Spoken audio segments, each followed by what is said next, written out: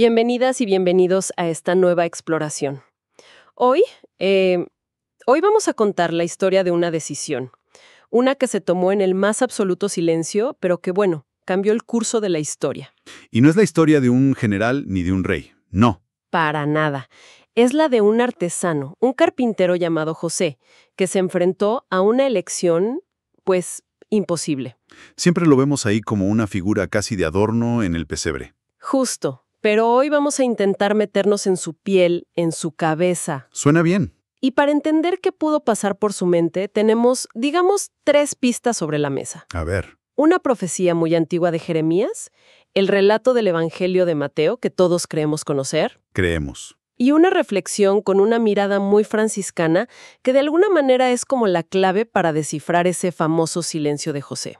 La misión de hoy es esa: entender cómo un hombre común, en una situación totalmente extraordinaria, nos da un curso intensivo sobre fe, sobre justicia y, sobre todo, sobre confianza. Es que su historia es un drama perfecto. Un caso de estudio brutal sobre esa tensión que a veces existe entre lo que dicta la ley, la sociedad, y lo que te susurra una voz más profunda. Totalmente. Es el viaje de un hombre que las escrituras describen como justo. O sea, un tipo que seguía las reglas al pie de la letra, ¿no? Y que de la noche a la mañana es llamado a romper esas mismas reglas. Para servir a una justicia de otro nivel. Exacto. Una justicia que no se basa en códigos, sino en la confianza ciega en medio del caos total. Pues empecemos por ahí, por el caos. Pongámonos en situación con el Evangelio de Mateo. Venga, José está comprometido con María. Y esto no es un noviazgo de ahora, era un contrato matrimonial en toda regla. absolutamente. Y de repente se entera de que ella está embarazada. El texto nos dice que fue por obra del Espíritu Santo, pero seamos sinceras, esa explicación... Esa explicación no estaba en el manual de José en ese momento. Para nada. Y aquí viene la frase que lo detona todo. José, su esposo, como era justo y no quería difamarla, decidió repudiarla en privado. Buf. A ver, desmenucemos esa palabra. Justo. ¿Qué significaba ser justo en ese momento y lugar? ¿Él tenía realmente opciones? Es que esa es la clave de todo el asunto. Ser justo en ese contexto no era una opinión. Era una obligación. Exacto. Era una obligación legal. La ley mosaica era clarísima. Si tu prometida resultaba embarazada y tú no eras el padre, tenías el deber de repudiarla. Punto. O sea que su primera reacción, la de separarse de ella, No es una reacción de despecho ni de celos, para nada. Es la reacción, digamos, del ciudadano modelo, del que cumple la ley. el que cumple la ley al pie de la letra. Legalmente estaba en un callejón sin salida. O sea, la ley lo obligaba a tomar una acción que iba a destruir la vida de María. Porque, a ver, ¿qué le habría pasado a ella si él la repudiaba públicamente? Uf, No hablamos de un simple chisme de pueblo, ¿verdad? para nada. Hablamos de una catástrofe social para ella. Humillación. Humillación pública insoportable. Ostracismo de por vida. Su reputación. Su futuro. Todo habría quedado destruido. La ley, en su rigidez, no contemplaba, digamos, matices. Pero, Pero aquí es donde vemos la fibra de este hombre. El Evangelio añade ese detalle que es crucial. Decidió repudiarla en privado. ahí está el giro. Incluso antes de que pase nada sobrenatural, él ya está buscando una grieta en el sistema. Exactamente. Está intentando cumplir con la letra de la ley, pero al mismo tiempo busca la forma De mitigar el daño. de protegerla. ¡Qué fuerte! Ya hay en él un conflicto entre ser un ciudadano cumplidor y ser un ser humano compasivo. Su justicia personal ya es más grande que la justicia del código. Está buscando misericordia dentro de una regla inflexible. Y eso en sí mismo ya era un acto de una valentía tremenda. Me lo imagino sin poder dormir, dándole vueltas y vueltas a la cabeza. Claro. Es que cualquier decisión que tome parece llevar a un desastre. Por un lado, su honor, su reputación, el cumplimiento de su fe. ¿Y por otro? Por otro, el afecto por María y el deseo de no destrozarle la vida. Es un drama profundamente humano. No hay manual para algo así. Tu mundo se te viene abajo y tienes que decidir. Exacto. Y justo ahí, cuando la lógica humana choca contra un muro, cuando parece que no hay ninguna salida buena, es cuando sucede algo que rompe por completo el tablero de juego. Es el momento en que la historia da un vuelco, de lo terrenal a lo divino, El sueño. el sueño. El texto dice que, justo cuando había tomado esa dolorosísima decisión de repudiarla en secreto, se le aparece un ángel, Y el mensaje es, increíblemente directo y a la vez revolucionario. José, hijo de David, no temas acoger a María. Y no solo le explica el origen divino del niño, sino que le da dos nombres que son como dos bombas conceptuales. Jesús, que significa Él salvará a su pueblo, y Emanuel. y Emanuel, Dios con nosotros. Espera un momento. El ángel está pidiendo que ignore la ley. La misma ley que define toda su identidad como hombre justo. ¿Mm? Suena a una contradicción total. Le está pidiendo que sea injusto para poder servir a una justicia más grande. Es una paradoja fascinante. Y para entenderla, tenemos que conectar con la otra pista que tenemos, la profecía de Jeremías. La primera lectura. Exacto. Siglos antes Jeremías había anunciado que vendría un descendiente de David que reinaría con justicia y derecho. Bueno, hasta ahí todo normal. Ok. Pero aquí viene el detalle que lo cambia todo. El nombre que le darán a ese rey será el Señor Nuestra Justicia. El Señor nuestra justicia. Suena potente, pero ¿qué significa exactamente? Normalmente pensamos en la justicia como un juez con un martillo, ¿no? Algo que se impone desde arriba. Y ahí es donde Jeremías le da un giro de 180 grados al concepto. La fuente franciscana lo explica de maravilla. A ver, Ese nombre no significa el Señor que nos juzga, significa el Señor que es nuestra justicia. Ah, la justicia deja de ser un código de reglas externas que hay que cumplir y se convierte en algo que Dios mismo nos da, que nos comunica. Su propia bondad, su amor, su santidad. Es una justicia que no condena. sino que restaura y salva. Exacto. Es un regalo, no una exigencia. ¡Wow! Eso lo cambia todo. Entonces, el ángel no le está dando a José solo un dato curioso sobre el nombre del niño. No, no, no. Le está entregando una nueva definición de justicia. Le está extendiendo una invitación. Le está diciendo, José, esa idea de justicia que tenías, basada en la ley, en lo que es correcto a los ojos del mundo, se queda corta. Hay una justicia superior, una que consiste en acoger, en proteger, en salvar. Y tú tienes la oportunidad de ser el primer guardián en la tierra de esta nueva justicia encarnada. Es un llamado a abandonar su propia lógica. Sus razones, su miedo, y a alinearse con un plan que es infinitamente más grande. Fíjate que el Salmo 71, que acompaña estas lecturas, lo pinta de forma poética. ¿Qué dice?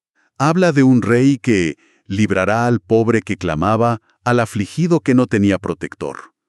La justicia de Dios siempre, siempre se inclina hacia el vulnerable. Entiendo. Se le pide que su acto de justicia no sea repudiar a María para cumplir una ley, No. sino acogerla para cumplir un propósito divino de amor y protección. Exacto. Su obediencia es el primer acto de esa justicia mesiánica. Has dado en el clavo.